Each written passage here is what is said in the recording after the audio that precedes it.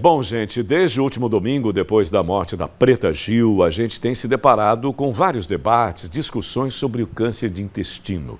É também chamado de câncer de cólon ou coloretal.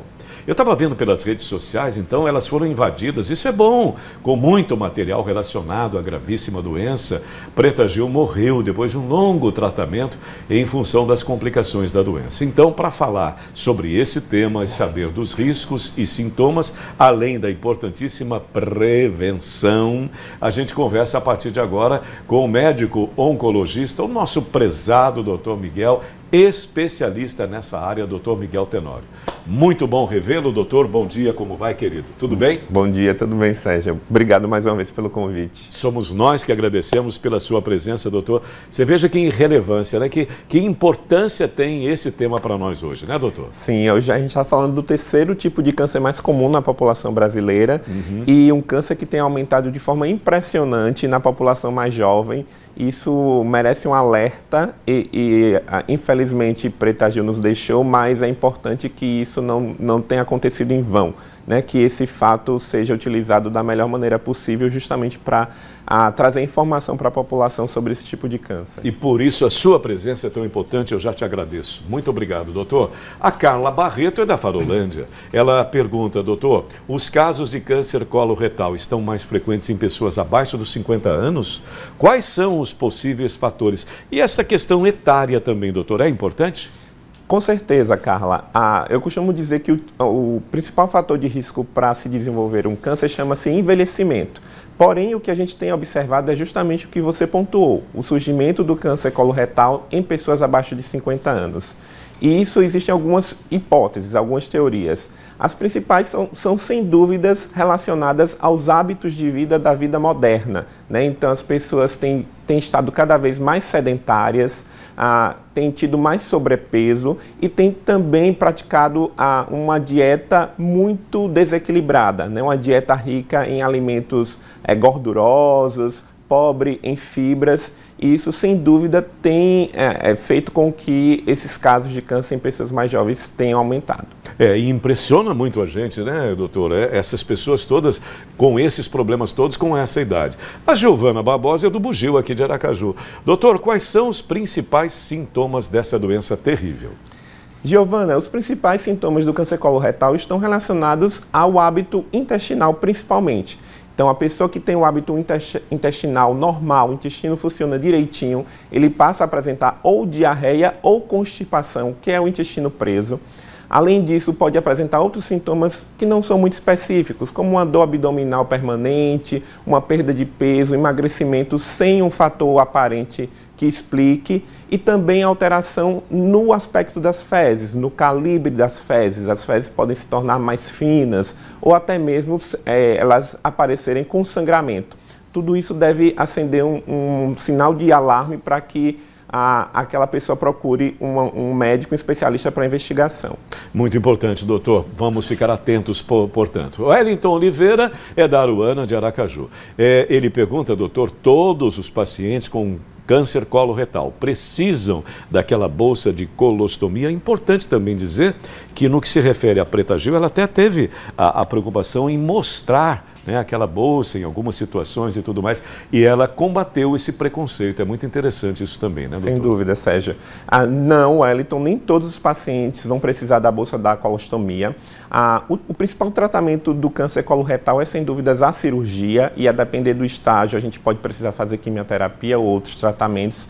Porém, a bolsa de colostomia ela só vai ser necessária de forma permanente se o paciente tiver um tumor na porção inferior do intestino, no reto, né, no reto inferior praticamente.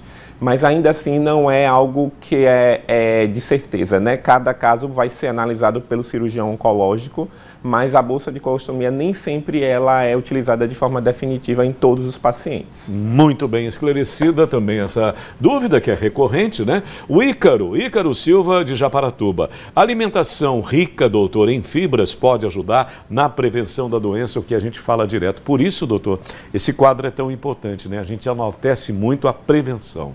Com certeza. Ícaro, sem dúvidas, o principal fator que vai proteger em relação ao surgimento do câncer coloretal é a dieta equilibrada. E uma dieta equilibrada rica em fibras, então vegetais, saladas, frutas ricas em fibras também, sem dúvidas vão proteger. Ao contrário de outros alimentos que são fator de risco. Então, os alimentos industrializados, embutidos, salsicha, calabresa, salame, presuntos.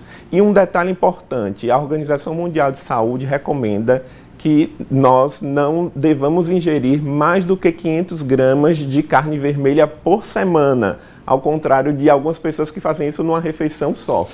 É verdade, doutor. O quanto é importante a prevenção, essas referências todas que você coloca. José Carlos é da Barra dos Coqueiros. Zé Carlos pergunta assim, ó, evitar o consumo excessivo de álcool, né? Bebida alcoólica e tabaco, cigarro, também ajuda nessa prevenção, doutor? Sem dúvida, José Carlos. A gente sabe que o tabaco, ele produz substâncias nocivas que podem alterar o DNA da célula, e é justamente aí que surge uma célula cancerígena.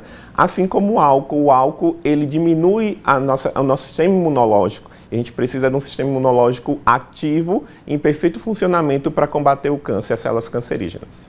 Maravilha, muito bom também tomar muito cuidado com álcool, com cigarro. Fabiana Cruz de Itabaiana nos pergunta ao doutor, quais exames preventivos podem ser realizados? Eu fiz esses tempos atrás, recentemente, doutor, nunca tinha feito a tal da colonoscopia. Eu imaginava que fosse algo mais complexo e tal, foi fácil, foi tranquilo. E o quanto é importante esse exame, doutor? Sim, com certeza. A gente sabe que, infelizmente, no Brasil, a gente não tem um programa de rastreamento precoce para o câncer coloretal.